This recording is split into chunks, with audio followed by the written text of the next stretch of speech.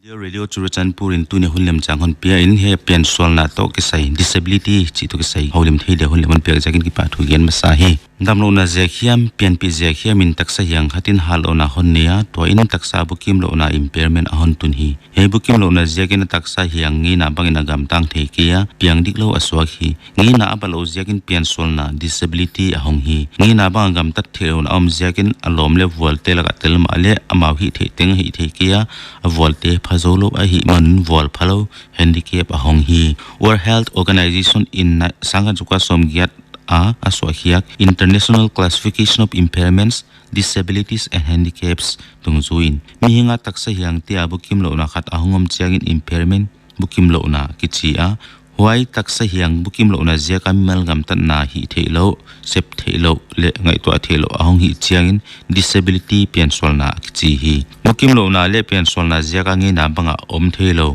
a khut sam tak ahongom chiangin handicap vol phalo kichi hi he vol phalo na ne ten nge na to akipat the na ding ngim na in United Nations Convention on Rights of Persons with Disabilities UNCRPD kichi honorable hein he dungzu in India in leng dan khat Person with Disability Act kichi sang khan jakwa som kwale ngain anani tai hi he ek pen sang khan jakwa som kwale gu ka panin India gam sum pum pia zat patin om hi mi hinge na te bangin gam tang the ki ma leu ham phat na ne ya nol hil le ne sia om tuam lo na ding wa bol hi he ekin pian sol na pan ki ven na ding le bukim lo sa piang te khosang na ding le hin khwa ding gel sang na om hi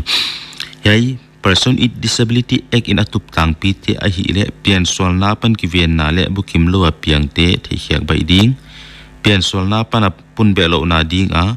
ke sai pi sol kalin hi anwai te mo pang na lag ding khanna pian sol na bang zaka om hiam chi chen na dia sui hiak ding ni na pian sol na pan ki ven na dia pan lag ding lau thong huai din muna om te the hiak na dia kum khat a khat fe naw pang teng teng et hiak na nei ding ki ven the na le the chian na om the na dia chel pin na nei ding naw pai ma naw pai lai le naw pian lunga hoi ta kep ding Primary Health Center asem tu te kianga sen sang na piak ding chi te atup tang pi a hi hey Person with Disabilities Act in ahuam tang pi te a hi le khanna siam sinna education vol phalo te siam sinna a khen tuam a hi lo na ding wa sol kal le ak sai pi thunei tu te kianga et kaina na piak a hi hi to dingin amau sin the na muna di to ki to ka vol phalo teng tengin athona siam sinna ani dingo siam sinna in nge na te vol phalo naw pangte kai sak na ding a pan lag ding inclusive school vol phalo ten siam sinna anga the na ding wa siam sinna in tuam big special school bol khiak na dia sol kale mi malin panlaka to siam sinna in te ama ani ki total the na ding vocational skill sin khiak the na leng om ding om sak ding che hi hunbita siam sin thelo vol phalo ti ading a pol nga zo apan part time a sin the na ding wa bol sak ding vol phalo kum som luguk le atung lama dia lai sim the na dia hul dem bol sak ding vol phalo siam sin ten lai bu uniform le siam sin na van jat tom tom te athon anga banwa scholarship anga dingu ata teu siam sin na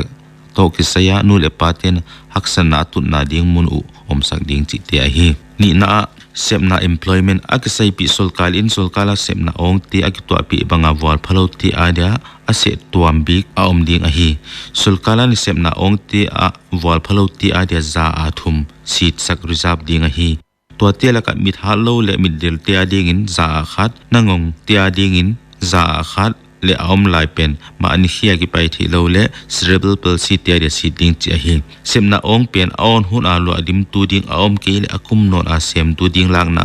lak thak ding a hi sol kal kia hilo in company le industry tom tom in le vol phalo te semna piak dingu apete kianga sol kalin hu na piak ding chi na tom phol pi sol kalin chi am hi thumna vol phalo ten semna ane thi na ding wa agito api sol kalin hi anwai banga pan alak ding vol phalo te adinga kisin siam na le hin khwa ding gel sak ding sep thi na de kum tam lam hi khan sak ding tulalin kum som atam sak hi sep na ding hoi tak agel chian ding dam thi na le bit na ding sep na mun te vol phalo te gam ta the na hi ding hi sep so adia ki pia le pan lang na in kai tu ding thunei tu bol khiak ding sol kala sep na ne lai a pian sol ni ten din mun aniam zo le lo tom zo a koi the a hi kia amau sep the na mun ding wa alo le ham phana ki kim to koi ding ahi solkalin wal phalo semna jongte ki gelu na ding special employment exchange aphuan dia akisai pi thunei tu ten to employment exchange kianga wal phalo te ada semna ong dan athi sak zel ding uchi a hong ahi alina a hoilam sepsang na akisai pi solkalin wal phalo te adinga vanjat poimo le panpi tu te apiak ding wahi ama wadinga scheme tuambi ka bol le ngam piak na to kse adi sang na piak tuambi are niam zo a piak ding chi te hi to telaka ten na inmun ding sumdon pathiak thena ding ama wading tuambi ka ki hi hal namun bol sak ding special school pathiak thena ding khan to sak zel na dia azui sui na ding bol hiak ding chi te honga hi tuam bol lo ding ngana a wal phalo te he su he to anong kai lo na dia agitwa pi solkal in panalak ding wahi meileng bas long le na nong kai na omlo wa wal phalo te aum the na dingun meileng long len na le mi pi ki nga khom na mun a dailen bu wheelchair jangte hak salo chika azat the ding bol ding khomuna hoilo te adinga lamlian pi a zak the na dinga koi ding lampi le zoi tian wheelchair jangte tot the ding a lampi bol ding mithal lo te zat the ding a lamlian pi kan na zebra crossing te apong hiam akwa khiam a chem te na bol ding solkale mi pi ki pun khom na in te a wheelchair jangte tot the ding rem bol ding dam do in le wal phalo te tun so na ding siam sin in teng a wheelchair jangte tot the ding lampi bol vek ding chi a he agung na